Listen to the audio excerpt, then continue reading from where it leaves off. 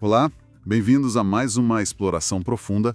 Hoje o foco é um tema que, nossa, desperta paixões e muita curiosidade: o ateísmo. A gente vai tentar ir além daquela definição simples de não acreditar em Deus, sabe? Para investigar um universo bem mais complexo de história, ideias, práticas sociais. E para guiar a nossa conversa, a gente está se baseando nas reflexões do Emerson Senna da Silveira, naquele livro Ateísmo em 7 Lições. É um trabalho que vem de pesquisa acadêmica, né? Ciências sociais, ciência da religião. A proposta aqui é tentar desvendar essas várias camadas do ateísmo, sabe? Buscar um pouco mais de clareza para além dos estereótipos que a gente ouve por aí. Vamos nessa? Com certeza. A ideia é justamente mapear como é que o ateísmo aparece como um fenômeno histórico, né? Ver a diversidade enorme que existe dentro dele. Quem foram as figuras importantes que pensaram sobre isso e até como que o ateísmo se relaciona com questões de ética, de rituais.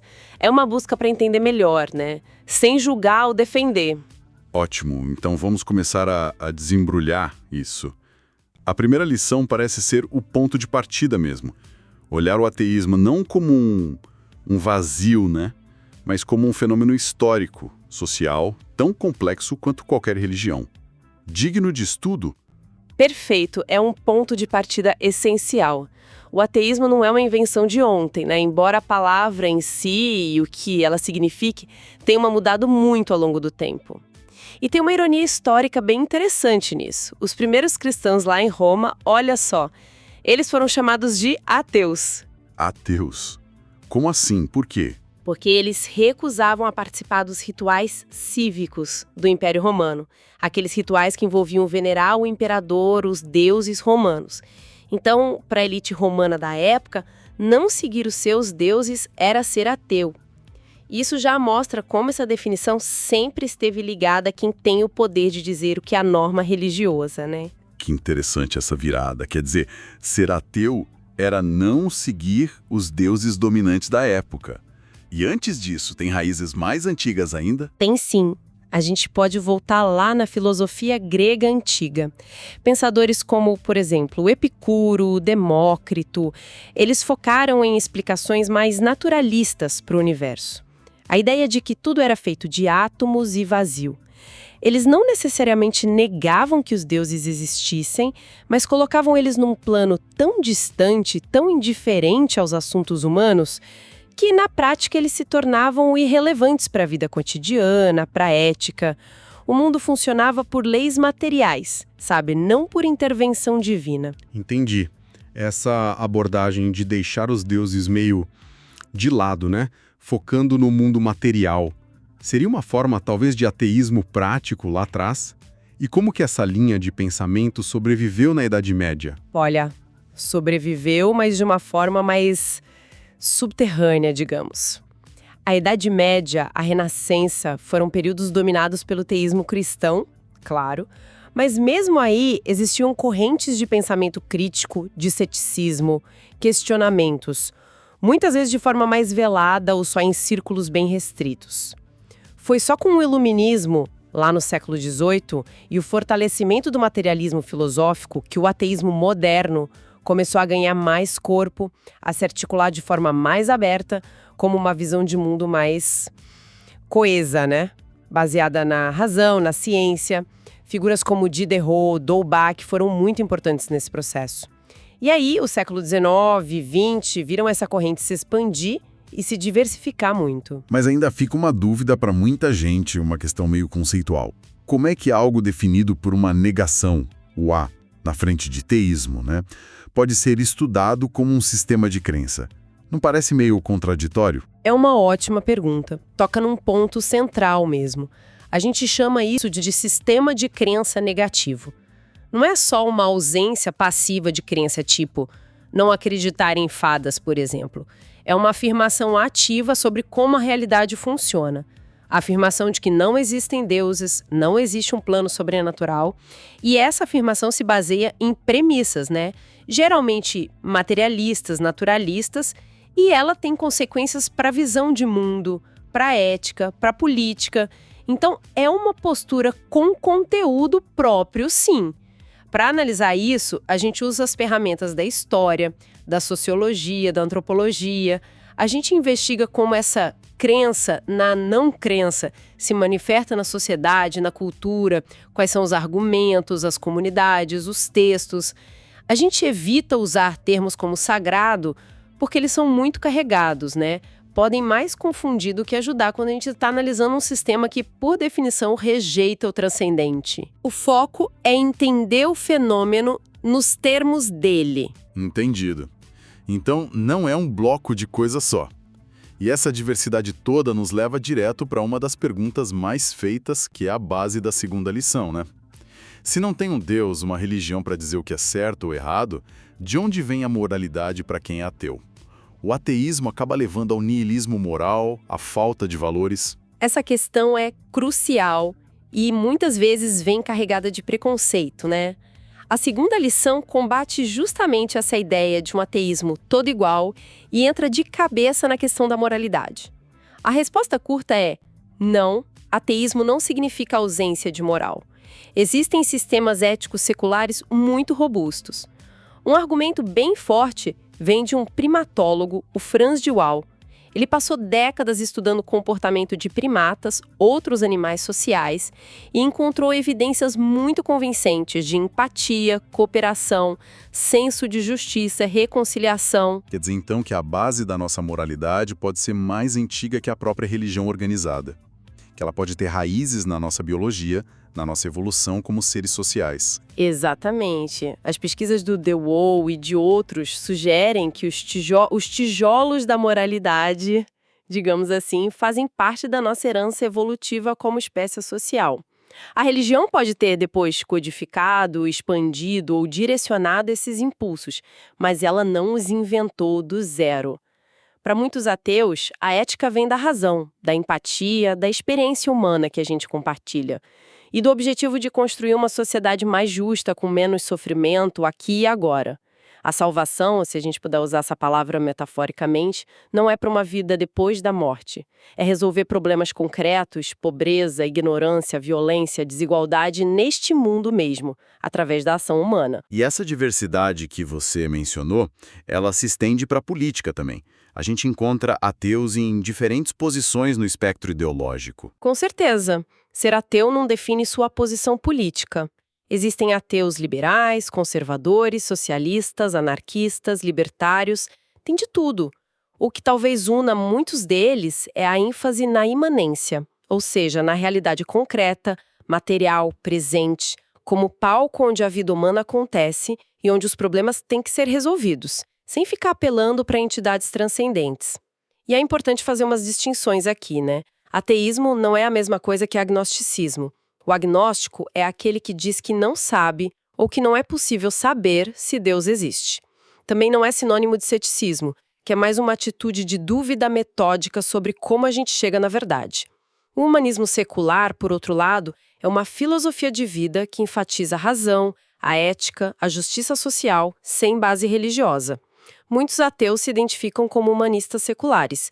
E ainda tem o panteísmo, tipo de Spinoza, que identifica Deus com a totalidade do universo. Embora não seja ateísmo no sentido estrito, né, de negar Deus, ao negar um Deus pessoal transcendente, acaba sendo visto por muitos religiosos como, quase um ateísmo sofisticado. Certo. Agora a coisa começa a ficar bem interessante. Saindo um pouco dessas ideias mais abstratas, quem são as pessoas, as figuras de carne e osso que marcaram a história do ateísmo? Dá para falar em heróis ou pensadores-chave? A terceira lição mergulha justamente nessas personalidades. Além daqueles filósofos clássicos que a gente já mencionou por alto, é fundamental resgatar figuras femininas que muitas vezes são apagadas da história, né?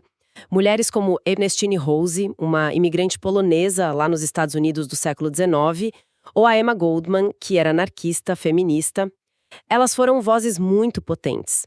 Elas conectaram de forma explícita o ateísmo com a luta pelos direitos das mulheres, pela abolição da escravatura, por justiça social.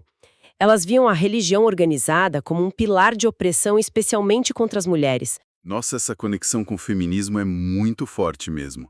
Parece que questionar a autoridade divina e a autoridade patriarcal andavam juntas para muitas dessas mulheres. Exatamente. Para elas e para muitas outras ao longo do tempo, a emancipação intelectual, sabe, se livrar dos dogmas religiosos, era inseparável da luta por autonomia e igualdade na sociedade.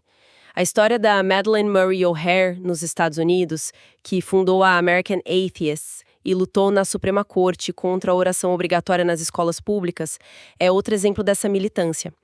Embora a figura dela seja controversa por outros motivos, né? Mas a luta pela separação igreja-estado foi muito emblemática.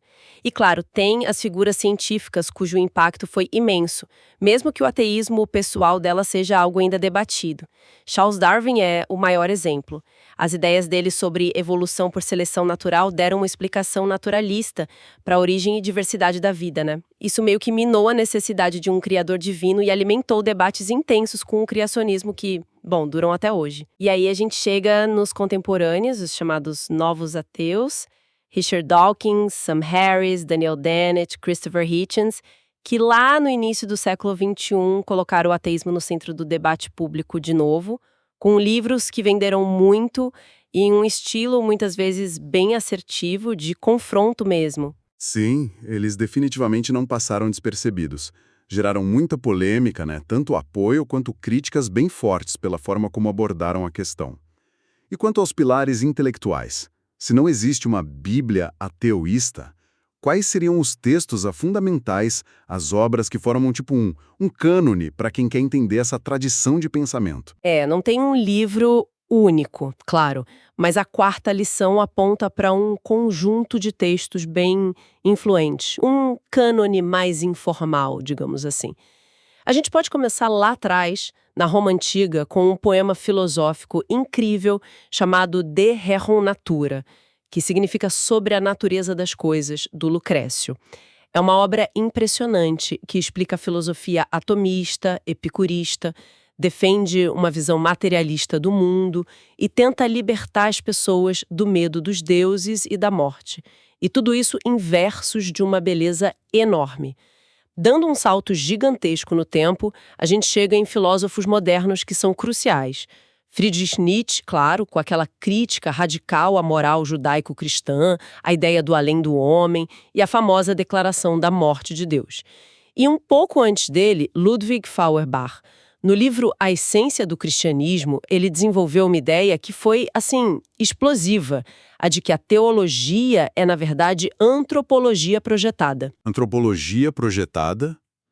Como assim? Ou seja, que Deus seria uma criação humana, a projeção das nossas próprias qualidades, dos nossos desejos, só que idealizados, entende? Nossa, essa ideia do Feuerbach é muito poderosa. A teologia como um espelho da humanidade. E esse cânone se limita só à filosofia? De jeito nenhum. O pensamento crítico à religião, a visão ateísta, se expressa de muitas formas. Na poesia, por exemplo. Guerra Junqueiro, em Portugal, com aquele anticlericalismo forte dele. Em romances que exploram a condição humana, a ética, o sentido da vida, sem precisar recorrer ao divino. Pensa em autores como Albert Camus ou José Saramago. E hoje, claro, tem uma multiplicação enorme de fontes digitais, né? Blogs, artigos, vídeos, podcasts, fóruns online, que se tornaram espaços super importantes para o debate, para divulgar ideias, para formar comunidades ateístas, seculares. São textos potentes, como diz o Silveira no livro. Potentes no sentido de que têm o poder de provocar, de questionar, de transformar o pensamento das pessoas. Falando em comunidades, como é que os ateus se organizam? Historicamente, como é que eles expressavam suas visões coletivamente? A quinta lição fala sobre isso, né? Sim, fala sim. A organização formal de ateus é um fenômeno relativamente recente na história. Na Idade Média, por exemplo, expressar descrença era muito perigoso. Então, tendia a ser algo mais individual, clandestino ou restrito a círculos muito fechados. Talvez com algumas manifestações mais populares de zombaria, de sátira, em lugares como tavernas, mas nada muito organizado.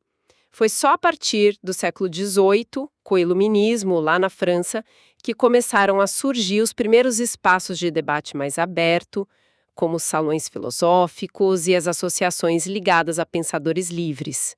A Revolução Francesa também, com aquele componente anticlerical forte, deu um impulso para formas de organização mais seculares. O século XIX foi um período de grande expansão. Foram fundadas sociedades livre-pensadoras, humanistas, seculares, agnósticas em muitos países da Europa, nos Estados Unidos e até em lugares como a Índia. Essas organizações promoviam palestras, publicavam jornais, defendiam a separação entre igreja e Estado e criavam espaços de convivência para quem não era religioso. Entendi. E como é que ficam aqueles chamados estados ateus do século XX? Tipo União Soviética, China, Albânia. Eles se encaixam nessa história de organização? Esse é um ponto crucial da quinta lição e a distinção é importantíssima. Esses regimes comunistas, eles praticaram o que a gente chama de ateísmo de Estado. Isso não era simplesmente um Estado neutro em relação à religião, tá? Era um Estado que promovia ativamente o ateísmo como ideologia oficial e, pior, perseguia violentamente as religiões e as pessoas religiosas. Igrejas foram fechadas, líderes religiosos presos ou executados, a prática religiosa foi reprimida, foi algo muito autoritário. É fundamental diferenciar isso de um Estado laico de verdade. O Estado laico, como ele é concebido idealmente, ele garante a liberdade de consciência para todo mundo, o direito de ter qualquer religião ou nenhuma religião.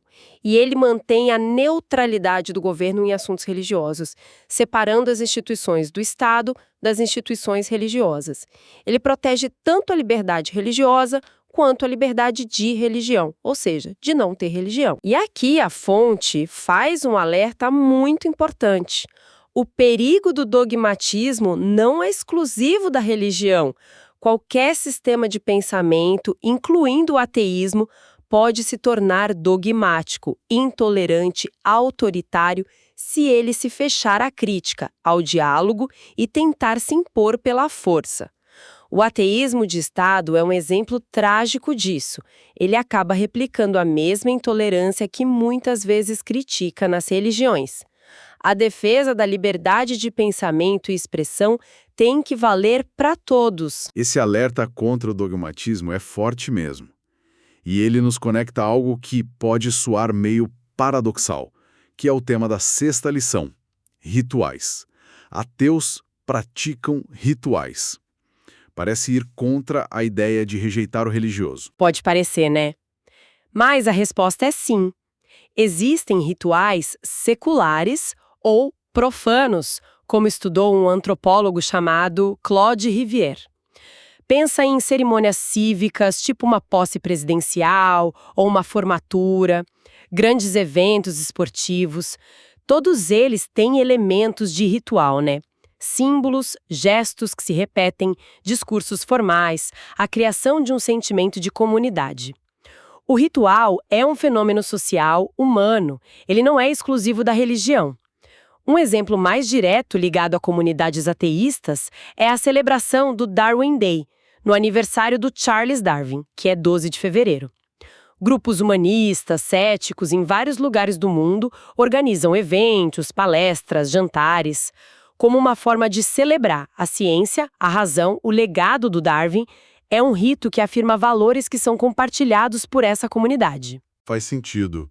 Lembro do sociólogo Émile Durkheim, ele já falava que o ritual serve para reforçar os laços sociais, os valores coletivos, para gerar o que ele chamou de efervescência coletiva.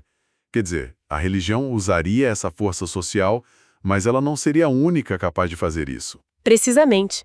O Durkheim argumentou lá no livro As Formas Elementares da Vida Religiosa que a própria força da religião vem da sociedade, e não o contrário.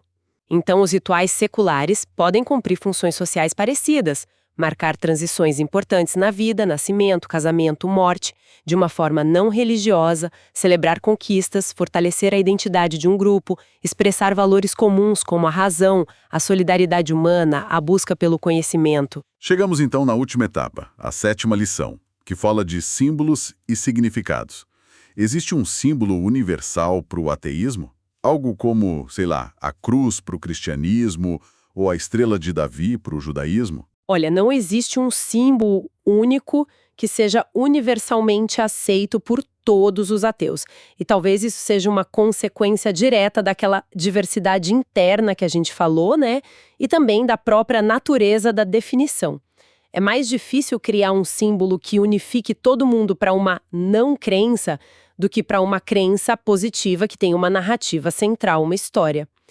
O que a gente vê é a apropriação ou a criação de vários símbolos diferentes por grupos ou indivíduos distintos.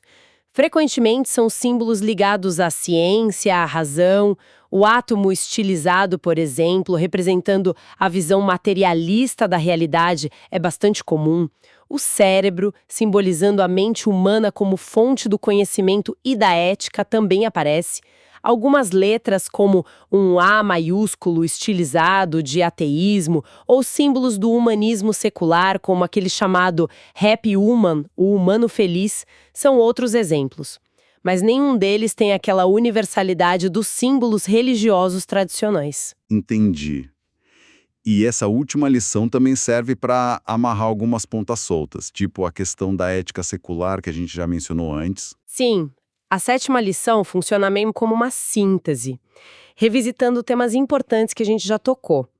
Ela retoma essa busca por fundamentos éticos, morais, que não dependam de dogmas religiosos, né? Mas que se baseiem na razão, na empatia, na experiência humana. Tem filósofos como o André Comte Sponville que exploraram a ideia de uma espiritualidade sem Deus. Buscar sentido, valores, maravilhamento diante da existência, mas sem precisar recorrer ao sobrenatural. E ela reconecta com aquela questão das origens da moralidade. Se, como sugerem as pesquisas do Franz de Voel e outros, e como o próprio Darwin já tinha observado lá no livro A Expressão das Emoções, se traços como empatia, cooperação, têm raízes biológicas, evolutivas profundas, isso fortalece a ideia de que a gente pode sim construir sistemas éticos sólidos, universais, sobre bases seculares, humanistas, focados no bem-estar humano e na preservação do nosso planeta. Então, depois desse percurso todo, né, essas 7 lições, o que fica? Fica a imagem de um ateísmo muito mais complexo, muito mais diverso do que aquele estereótipo raso, tem uma história longa, com raízes lá atrás e transformações recentes, tem uma variedade imensa de correntes de pensamento, figuras notáveis, incluindo muitas mulheres pioneiras, que é importante lembrar, um cânone de textos influentes, tem dilemas éticos próprios, formas de organização, até de rituais, e, o que é crucial, o desafio permanente de não cair no dogmatismo ele mesmo. Exatamente. O ateísmo não é um bloco de concreto, né? É um campo vasto, em constante debate interno e externo. E talvez a mensagem mais relevante para a nossa convivência hoje, em sociedades tão plurais, seja a importância vital de defender um espaço público que seja genuinamente laico. Um espaço onde todas as visões de mundo, religiosas ou não, possam coexistir com respeito mútuo, sem que nenhuma tente usar o poder do Estado para se impor sobre as outras. A luta contra o autoritarismo, contra a intolerância, venham eles de bases religiosas ou seculares, é fundamental para a liberdade de todo mundo. E para a gente terminar, fica aqui uma provocação para quem está nos ouvindo, um ponto para reflexão pessoal, a partir do que a gente conversou, se aspectos essenciais da nossa moralidade, a empatia, a cooperação, o senso de justiça, podem realmente ser mais antigos que as religiões que a gente conhece, tendo talvez bases biológicas, sociais. O que isso revela sobre as fontes mais fundamentais da nossa conexão como seres humanos, da nossa ética? Será que essas fontes estão na nossa natureza compartilhada, independentemente da gente acreditar ou não em Deus? Fica aí a reflexão. A gente agradece demais por acompanharem a gente nesta análise. Até a próxima.